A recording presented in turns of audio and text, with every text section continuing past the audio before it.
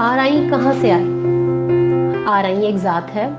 اس ذات کے لوگ پاکستان اور بھارت میں بکثرت پائے جاتے ہیں۔ آپ میں سے بھی بہت سے دوست آرائی قوم سے تعلق رکھتے ہوں گے۔ آئیے اپنے دلچسپ معلوماتی پیج کے دوستوں کو ان کی تاریخ کے بارے میں کچھ بتاتے ہیں، جو یقیناً آپ کے لیے دلچسپی اور معلومات میں اضافے کا باعث ہوگی۔ ذہن میں رہے، ذات صرف ہماری پہچان کے لیے ہوتی ہے، اس پر فخر کرنا مناسب نہیں۔ ہم پہلے مسلمان ہیں، پھر پنجابی، پٹھان، آرائی، بلوچ، راجپوت، جاٹ وغیرہ۔ اللہ کے نزدیک تم میں سے بہترین وہ ہے جو متقی ہے۔ اب اپنے موضوع کی طرف آتے ہیں۔ آرائی ذات کے آباء و اجداد اریائی فلسطینی عرب تھے، جو 712 میں دریائے اردن کے کنارے آباد شہر اریحا سے ہجرت کر کے آئے تھے۔ محمد بن قاسم کے ساتھ بر صغیر میں داخل ہونے والی فوج کی تعداد 12,000 تھی، جس میں سے 6,000 اریائی تھے۔ محمد بن قاسم تقریباً 4 سال تک سندھ میں رہے۔ اسی دوران گورنر عراق حجاج بن یوسف اور خلیفہ ولید بن عبد المالک کا یکے بعد دیگرے انتقال ہو گیا۔ خلیفہ سلیمان بن عبد المالک نے تخت نشینی کے بعد حجاج بن یوسف کے خاندان پر سخت مظالم ڈھائے۔ اسی دوران اس نے محمد بن قاسم کو بھی حجاج بن یوسف کا بھتیجا اور داماد ہونے کے جرم میں گرفتار کر کے عرب واپس بلایا، جہاں وہ 7 ماہ قید میں رہنے کے بعد انتقال کر گئے۔ خلیفہ کی ان ظالمانہ کارروائیوں کی وجہ سے اریائی فوجیوں نے اپنے آبائی وطن واپس نہ جانے اور بر صغیر ہی میں قیام کا فیصلہ کر لیا۔ خلیفہ کے عتاب سے بچنے کے لیے انہوں نے فوج کی ملازمت چھوڑ دی اور کھیتی باڑی کو اپنا ذریعہ معاش بنا لیا۔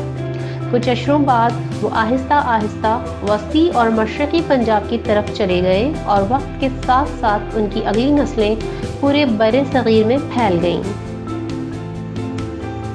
اریحائی یا ارائی سے آرائی صدیوں تک غیر عرب علاقے میں رہنے اور مقامی آبادیوں کے ساتھ گھل مل جانے کی وجہ سے عرب اریحائی جہاں اپنی عربی زبان چھوڑ کر اجمی ہو گئے، وہاں انہوں نے بر صغیر کی مقامی زبانوں پر بھی گہرا اثر چھوڑا۔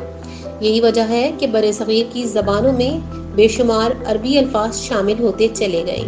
مقامی لوگوں کے لیے عربی کے حرف ہے کا اصل تلفظ کرنا مشکل تھا اور لفظ اریحائی وقت کے ساتھ ساتھ ارائی، پھر ارائن اور پھر بالآخر آرائن بن گیا۔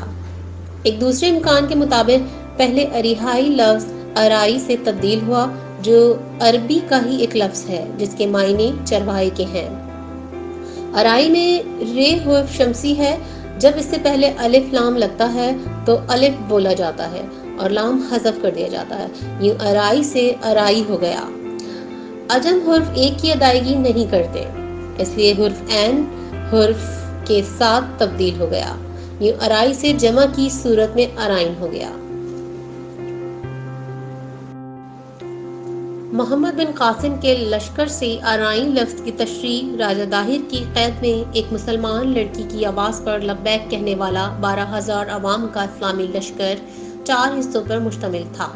پہلے حصے کا نام مقدمۃ الجیش تھا، جو کہ تھوڑے سے آدمیوں پر مشتمل تھا اور لشکر سے 3-4 میل آگے سے راستے کی رہنمائی کر رہا تھا۔ باقی دائیں طرف کا لشکر میمنا اور بائیں طرف والا میسرہ اور درمیان والے لشکر کا نام قلب تھا۔ ہر اسلامی لشکر کے پاس ایک جھنڈا ہوتا تھا جس کو فوج ہر صورت میں بلند رکھتی ہے اور جنگ کے اختتام پر یہ مفتوحہ زمین پر گاڑ دیا جاتا ہے۔ اس جھنڈے کا ذکر نبی پاک صلی اللہ علیہ وسلم نے جو غزوات خود لڑے ان میں بھی ہے، اور صحابہ اکرام رضی اللہ تعالیٰ عنہ نے ان کو گرنے سے بچانے کے لیے شہادت نوش فرمائی۔ اس فتح کے نشان والے جھنڈے کا نام ارائیہ ہوتا تھا۔ فتح کے بعد اس شامی فوجی کے سپاہی کو ارائیہ کی نسبت سے ارائی کہا جانے لگا۔ لفظ ارائی عربی میں جب بولا جاتا ہے تو سننے میں ارائی ہوتا ہے، کیونکہ اس کے بعد لام بولی نہیں جاتی۔ ہمارے پیج کو لائک کیجیے اینڈ شیئر کیجیے، چینل کو سبسکرائب کیجیے، مزید انفارمیشن کے لیے اور سجیشن دینے کے لیے کمنٹ کیجیے۔